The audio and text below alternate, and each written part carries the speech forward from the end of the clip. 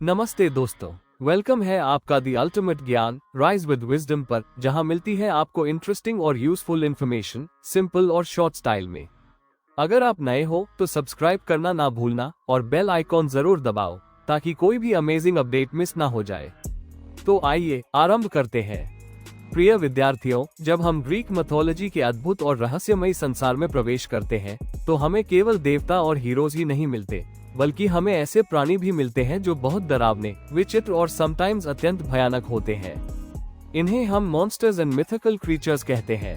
ये प्राणी केवल भय पैदा करने के लिए नहीं बनाए गए थे, बल्कि ये मानव के फियर्स, मॉरल चैलेंजेस और साइकोलॉजिकल लेसन्स का प्रतीक थे।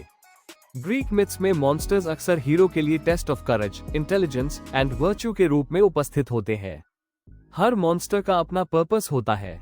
कभी ये डिवाइन पनिशमेंट के रूप में आते हैं, कभी नेचुरल केओस या डिस्ट्रक्टिव फोर्सेस का प्रतीक होते हैं, और कभी ये मॉरल और एथिकल लेसन्स देने के लिए तैयार किए गए होते हैं। ग्रीक मिथोलॉजी में इन क्रीचर्स का अध्ययन करना इसलिए महत्वपूर्ण है क्योंकि ये हमें न केवल हेरोइज्म और ब्रेवरी सिखाते हैं, बल्कि यह भी दिखाते हैं कि कैसे चैलेंजेस का सामना स्ट्रैटेजी, विजडम और परसिवियरेंस से किया जाता है। सबसे पहले हम बात करेंगे मेडुसा और उसकी बहनों गॉगन्स की। मेडुसा मॉर्टल गॉगन थी, जबकि उसकी बहनें इमॉर्टल थी। मेडुसा का रूप अत्यंत भयानक था। उसके बाल स्नेक से बने थे और उसकी गेज किसी को भी इंस्टेंटली स्टोन में बदल देती थी। मेडुसा केवल एक डरावनी क्रिएचर नहीं थी, बल्कि वो ह्यूब्रस, डिवाइन पनिशमेंट और फीमेल रेज का प्रतीक थी। पर्सियस ने अथीना और हर्मीज की डिवाइन मदद से मेडुसा का सामना किया। उसने अपनी रिफ्लेक्टिव शील्ड का प्रयोग करके मेडुसा को देखा और उसे बिना डायरेक्टली देखे हराया। इस कहानी से हमें ये सीखने को मिलता है कि इंटेलिजेंस, स्ट्रैटेजी और डिवाइन गाइडेंस से कोई भी चुनौती पार की जा सकती है। मेडुसा का कल्चरल इम्पैक्ट भी बहुत महत्वपूर्ण था।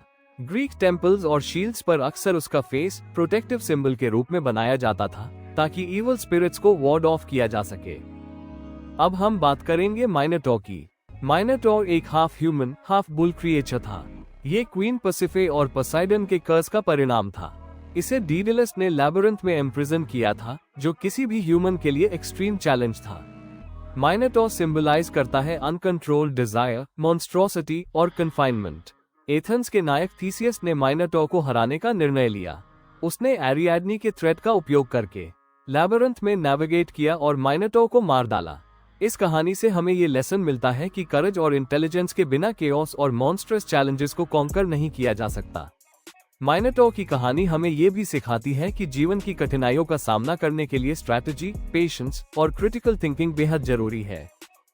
अब हम बात करेंगे लर्नियन हाइड्रा की। हाइड्रा टाइफन और अकिडना का ऑफस्प्रिंग था। इसके कई सिर थे और जब भी कोई एक हेड काटता तो दो नए सिर उगाते। हाइड्रा सिंबलाइज करता है problems that multiply when superficially attacked. Heracles ने अपने 12 लेबर्स के दौरान इसे डिफीट किया। उसने हर कटे हुए नेक को कॉटराइज किया ताकि नए हेड्स न उगे। हाइड्रा की कहानी हमें ये सिखाती है कि जीवन में कुछ समस्याएं इतनी कॉम्प्लेक्स होती हैं कि उन्हें सुपरफिशियल या टेम्पररी सोल्यूशन से हल नहीं किया जा सकता।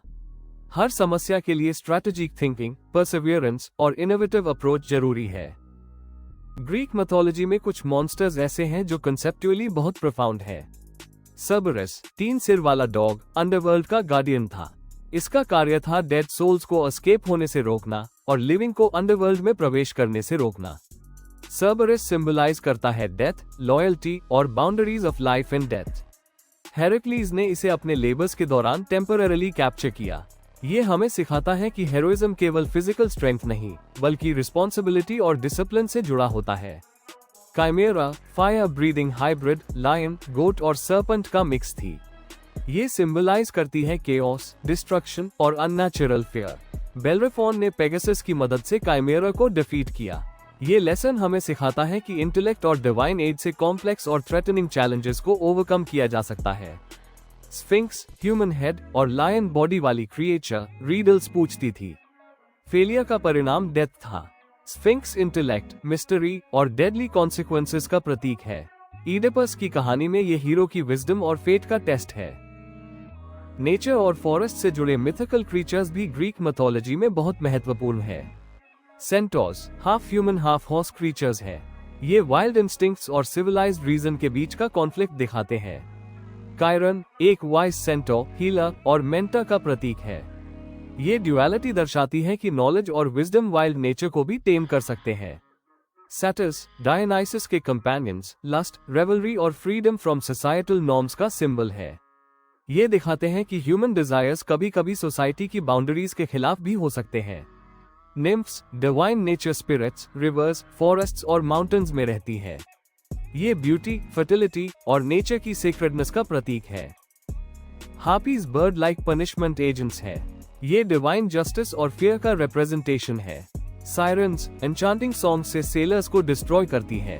ये टेम्पटेशन और डिस्ट्रैक्शन का प्रतीक है। Cyclops one eyed giants divine craftsman है। ये स्ट्रेंथ और क्रिएटिविटी का रिप्रेजेंटेशन है। कुछ साइक्लोप्स जैसे पोलिफेमस ओडिसियस के लिए ऑब्स्टिकल्स बनते हैं जो करेज और क्लेवरनेस का टेस्ट होते हैं। ग्रीक मिथोलॉजी में कई ऐसे मॉन्स्टर्स हैं जिन्हें अक्सर ओवरलुक किया जाता है, लेकिन ये भी महत्वपूर्ण लेसन्स देते हैं। टाइफन को केओस का अल्टीमेट रिप्रेजेंटेशन माना जाता है। यह मॉन्स्ट्रस जायंट, मल्टीपल हेड्स और सर्पेंटाइन फीचर्स वाला था। टाइफन सिंबलाइज करता है अनकंट्रोलेबल नेचुरल फोर्सेस और डिवाइन केओस। ज़्यूस ने उसे हराया, जो हमें ये सिखाता है कि ऑर्डर और रैशनैलिटी ही केओस पर विजय पा सकते हैं। अकिडना को मॉन्स्टर्स की मदर कहा जाता है। ये half woman half snake creature थी। अकिडना सिंबलाइज करती है ओरिजिन ऑफ थ्रेट्स और प्राइमोर्डियल फियर्स। इसके बच्चे जैसे हाइड्रा और काइमेरा हीरोज के लिए मेजर चैलेंजेस बनते हैं। सिलर और करिब्डिस ये सी मॉन्स्टर्स ओडिसियस की ओडिसी में दिखाई देते हैं। सिलर रॉकी क्लिफ्स पर रहती थी और सेलर्स को डिवावर करती थी, जबकि करिब्डिस व्हर्लपूल में शिप्स को स्वॉलो करती थी। ये सिंबलाइज करते हैं इम्पॉसिबल चॉइसेस और अनअवॉइडेबल डेंजर्स, जो हमें सिखाते हैं कि कभी कभी लाइफ में रिस्क्स अनअवॉइडेबल होते हैं और डिसीजन मेकिंग क्रिटिकल होती है। पाइथन डेल्फी में रहने वाला सर्पेंट, अपोलो द्वारा स्लेन। पाइथन सिंबलाइज करता है केओस और इवल फोर्सेस पर डिवाइन ऑर्डर और जस्टिस की विजय। Lamia child eating demon, fear और पनिशमेंट का प्रतीक। लेमिया को अक्सर ग्रीक मिथ्स में अमोरल बिहेवियर और जेलसी के परिणाम के रूप में दिखाया जाता है। ग्रीक मॉन्स्टर्स केवल फिजिकल चैलेंजेस नहीं है, ये सभी सिंबॉलिक और साइकोलॉजिकल लेसन्स भी देते हैं। ह्यूब्रिस एंड पनिशमेंट, मेड्यूसा और लेमिया जैसे मॉन्स्टर्स ये सिखाते हैं कि एक्सेसिव प्राइड और एरोगेंस के कॉन्सिक्वेंसेस सेवियर होते हैं। स्ट्रैटेजिक थिंकिंग, हाइड्रा और माइनोटॉर जैसे मॉन्स्टर्स दिखाते हैं कि ब्रूट फोर्स से प्रॉब्लम्स को सॉल्व नहीं किया जा सकता, इंटेलिजेंस और प्लानिंग जरूरी है। Temptation and self control, sirens और हार्पीज हमें वार्न करते हैं कि डिस्ट्रैक्शंस और टेम्पटेशंस लाइफ में कॉमन है और डिसिप्लिन क्रिटिकल है। करेज एंड परसिवियरेंस, हेरक्लीज, थीसियस और ओडिसियस जैसे हीरोज दिखाते हैं कि करेज और परसिवियरेंस किसी भी मॉन्स्ट्रस चैलेंज को ओवरकम कर सकते हैं।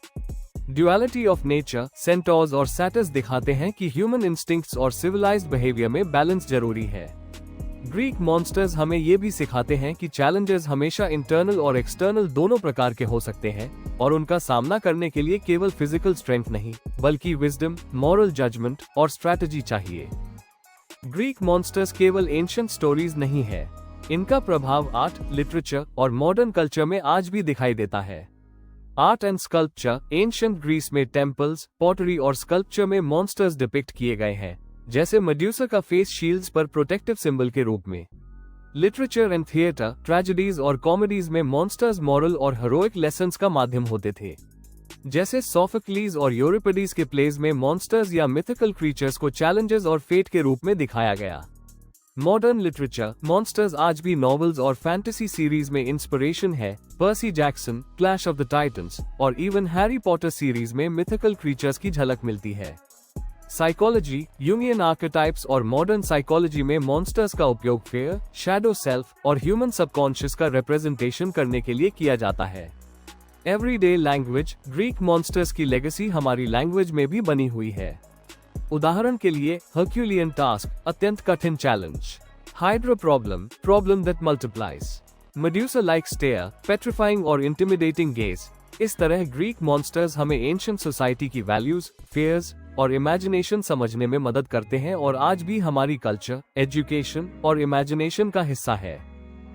प्रिय विद्यार्थियों, ग्रीक मॉन्स्टर्स केवल डरावने नहीं है, ये हमें लाइफ की कॉम्प्लेक्स चैलेंजेस, करेज, विजडम, मोरालिटी और परसिवियरेंस के बारे में प्रोफाउंड लेसन सिखाते हैं। हीरोज का इन मॉन्स्टर्स के साथ सामना हमें ये बताता है कि केवल स्ट्रेंथ ही नहीं बल्कि स्ट्रैटेजी, इंटेलिजेंस और परसिवियरेंस ही सफलता दिला सकते हैं। यही कारण है कि ग्रीक मिथोलॉजी आज भी हमारे इमेजिनेशन, कल्चर और एजुकेशन में उतनी ही रेलेवेंट है जितनी हजारों साल पहले थी। Thank you. अगर वीडियो पसंद आया हो तो एक लाइक जरूर कर देना और कमेंट में बताओ आपका क्या थॉट है। चैनल को सब्सक्राइब करो और शेयर करो अपने दोस्तों के साथ। नॉलेज बढ़ाओ फन के साथ। मिलते हैं नेक्स्ट वीडियो में, तब तक के लिए stay curious and keep learning and follow the ultimate Gyan. Rise with wisdom.